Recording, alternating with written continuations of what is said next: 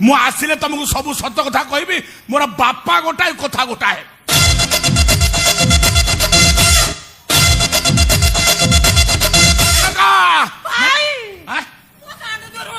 ଶୁଭିଲା ମୁଁ ଦୌଡ଼ିକି ଆସିଛି। ତୁ କୁଆଡେ 8-10 ଦିନ ହେଲା ଯାଇଥିଲୁ କୁହନି? ଏ ଗୋଟି ଯାହା ସବୁ ଘଟଣା ଘଟିଲାନି ନା ତମେ ଶୁଣିଲେ ପୁରା ଆକାଶରୁ ଖସି ପଡିବ। ଭାଇ ଯୋଉ ମନୁ ସାଙ୍ଗରେ ଯାଇନଥିଲା ନା ରାଣୀ ସହରକୁ, ସେଠି ମନୁଟା ଗୋଟେ ତା ସାଙ୍ଗରେ ମିଲିମିଲି କରିଦେଇଛୁ। ମିଲିମିଲି ନୁହଁ, ତୁ ସିଧା ଯା ବନ୍ଦାପନା ଥାଳି ଧରିକି ଆସ। କଣ କରିବି ମଦାମନା? ମନୁ ଆମର ବାହା ହେଇ ସାରିଛି। ବହୁତ ବଡ ବିପଦରୁ ମନୁ ଆମର ବଞ୍ଚି ଯାଇଛି। ମୁଁ ତାକୁ ବଞ୍ଚେଇ ଦେଇଛି। କିଛି ନାହିଁ, ତୁ ଖାଲି ଠାକୁର ଘର ଭିତରକୁ ଯା, ପୂଜା ଥାଳି ଧରିକି ପଳେଇ ଆସିବୁ। କିଛି କହନି, କିଛି କହନି, ତୁ ଯା ଆଗ ପୂଜା ଥାଳି ଧରିକି କାମ ଖତ। ମୁଁ ଛାଡିବା ଲୋକରୁ ମୋ ଭଣଜା କଣ ହଇରାଣ ହବ? ମୋର ବାପା ଗୋଟାଏ କଥା ଗୋଟାଏ। ଆଲେ ଆଇଲୋ ପାଇଆଣି, ଜଲ୍ଦି ମାଡିଆ, ମୁଁ କାମ ସାରିଦିଏ ଆଗ। ଆଉ ଗୋଟେ ମନା ନା ଦିଆସିଲି ମୋ ପକେଟରେ। ମୁଁ ନିଆଁ ଧରିକି ବୁଲୁଛି, ଯୋଉଠି ଦରକାର ପଡିବ ମୁଁ ନିଆଁ ଲଗେଇଦେବି। କିଛି ଅସୁବିଧା ନାହିଁ। ଭାଇ ଅନେକ ହଁ କହ।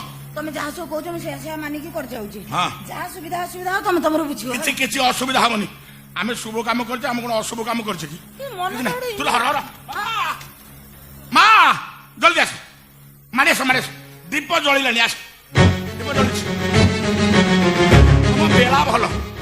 ଦୀପ ଜଳିଛି ମାନେ ତମ ବେଳା ଜଳିବ।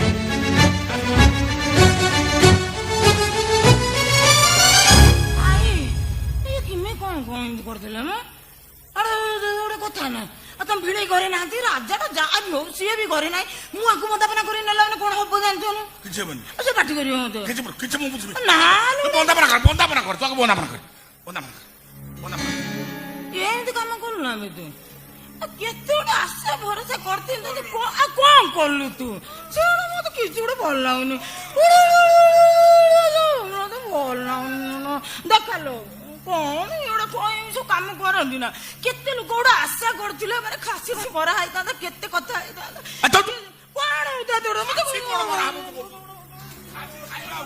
ଏଇ ଶୁଣୁ, 8 ଦିନ ହେଇଗଲା ଦି ଜଣଙ୍କର ବାହାଘର ସଇଲାଣି। 8 ଦିନ? ହଁ, ଚତୁର୍ଥୀ ବାହାର ସରିଯାଇଛି। କେବଳ ତମେ ମାନେ ଦେଖିବ ବୋଲି ମୁଁ ତାଙ୍କୁ ନେଇକି ଏଠିକି ଆଇଛି। ଓ ଏଇ ତାହେଲେ ମୋ ଶାଶୁ ମା?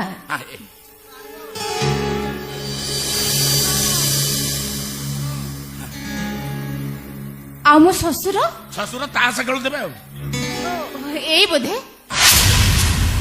ଇଏ ନୁହରେ ଇଏ ନୁହରେ ଇଏ ନୁହରେ ଇଏ ବାବା ତ କଣ କରିଦେଲ?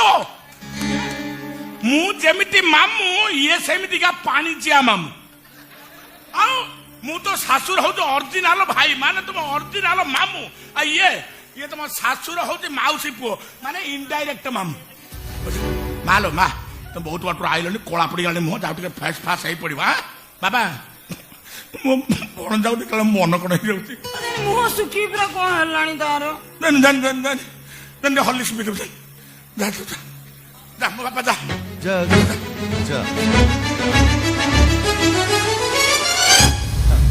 ମଉସା, ଆପଣ ପୁରା ପଡିକି ରହିଛନ୍ତି, ମୋ ଭଉଣୀ ସଂସାରକୁ ଭାଙ୍ଗିକିରି ଯିବେ। ଆଉ ଭାଇ,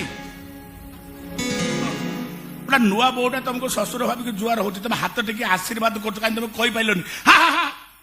ମୁଁ ତମ ଶ୍ୱଶୁର ନୁହଁ, ମତେ ଜୁଆର ହଉନି, ଏକଥା କହିପାରିଲନି। ଶ୍ୱଶୁର ହବା ପାଇଁ ପୁରା ଫୁଲୁଛ। ଯାହା ତ ଘଟଣା ଘଟିଗଲା।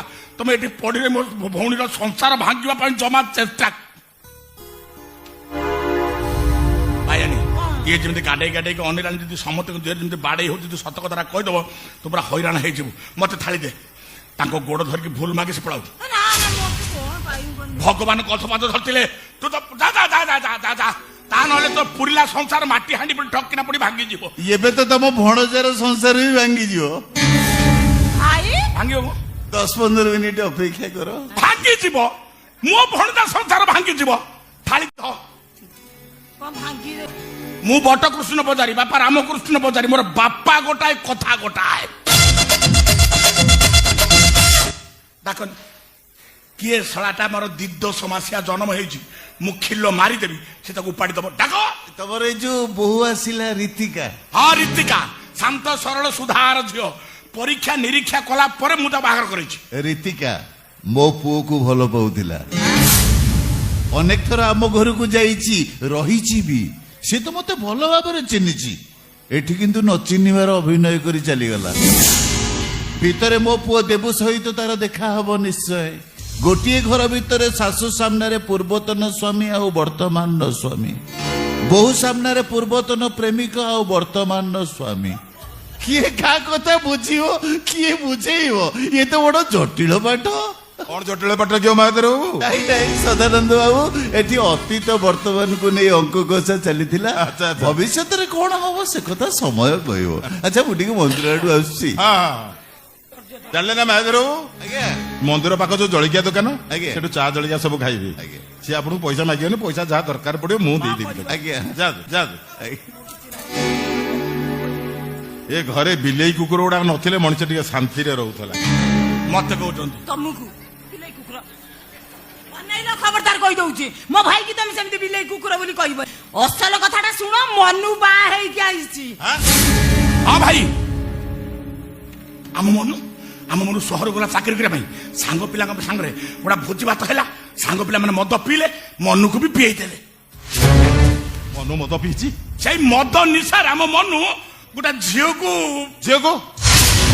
ଯାହା ତ ହବାର ଥିଲା ହେଇଗଲା, କି ଗୋଟେ ଚଣ୍ଡାଳ ତାକୁ ଚୁପ୍ କିନା ଭିଡିଓ କରିଦେଇଛି। ଆଉ ଖାଲି ଆଙ୍କୁ ତ ଉଠା ପକା କଲା। ଆଉ ମନୁର ତମର ଚରିତ୍ର ଦୋଷ ନଥିଲା?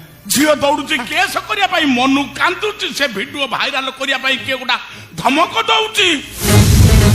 ମୁଁ କଣ ଥୟ ଧଇଲି କି ଦିମାଗ ଖର୍ଚ୍ଚ କରିକିରି ଫଟାଙ୍ଗିରି ମୁଁ କାମ ସାରିଦେଲି।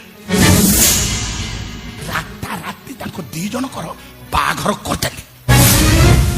ଆମ ମନୁର ଚାକିରି ପଳେଇଥାନ୍ତା, ବନ୍ଧା ହେଇକି ଥାନାକୁ ଯାଇଥାନ୍ତା। ଭାଇ ବେଲ ମିଳି ନଥାନ୍ତା ଆମ ମନୁକୁ। ସେ ଯୋଉ ଗାଡିରେ ଆଣି ତା ଭଡା ଦେଇନି ସେ ଠିଆ ହେଇଛି, ମତେ 150 ଟଙ୍କା ନା ମୁଁ ଦେଇ ଯାଉଛି। ମୁଁ ପକେଟରୁ ଦେଖି ସାଙ୍ଗେ ସାଙ୍ଗେ ଫେରୁଛି। ମୁଁ ତତେ ଛାଡିକି ଯିବିନି, ତୁ ଡର ନାହିଁ। ତତେ ଛାଡିକି ମୁଁ ଯିବିନି, ତୋ ପଛେ ପଛେ ମୁଁ ସବୁବେଳେ ଲାଗିକି ମୁଁ ରହିଛି। ମୋର ବାପା ଗୋଟାଏ, କଥା ଗୋଟାଏ। ଆମ ଭାଇ କି କୁକୁର ବୋଲି କହୁଛ, ଦେଖୁଛ ତ ସେ ଠାକୁର ପରି କେମିତି ଆମ ପାଇଁ ସବୁ ସାହସ ହଉଛି। ହେଲା, ମୋ ପାଇଁ, ମୋ ପୁଅ ପାଇଁ ଠାକୁର ସାଜି କେମିତି ଆମକୁ ସବୁ ବିପଦରୁ ଉଦ୍ଧାର କରୁଛି, ଦେଖୁଛ ନା ନାଇଁ? ହେଲା, ମୋ ଭାଇକୁ ଆଉ ସେମିତି କହିବନି। କିଛି ନାହିଁ, ଛିଡା ହୁଅ। ମନୁ ଗୋଟେ ଝିଅକୁ ବାହା ଇଏ ଘରକୁ ବୋହୁ କରି ନେଇ ଆସିଲା, ମୋ ବିନା ପରମିଶନ ରେ। ତମେ ତା ଘର ଭିତରୁ ନେଇଗଲ କେମିତି? ଆପଣ ସେ ଦାଣ୍ଡ ଦୁଆର ପରେ ସବୁ ଠିଆ ହେଇଥାନ୍ତେ ନା କଣ? ମନୁ ବୋଲି ଏମିତି କଥା ତମ ପାଟିରୁ ବାହାରି ପଡୁଛି। ମନୁ ଜାଗାରେ ଯଦି ରାଜା ଥାନ୍ତା ଏମିତି କଥା କହିନଥାନ୍ତ ମ, ତାକୁ ନେଇକି ପୁରା କୋଳରେ ପୁରେଇ ଦେଇଥାନ୍ତ। ମୁଁ ଯାହା କରିଛି ଠିକ କରିଛି। ରାଜା ପାଇଁ ତମେ ଯେମିତି ଅନ୍ଧ, ମନୁ ପାଇଁ ମୁଁ ସେମିତି ଅନ୍ଧୁଣୀ।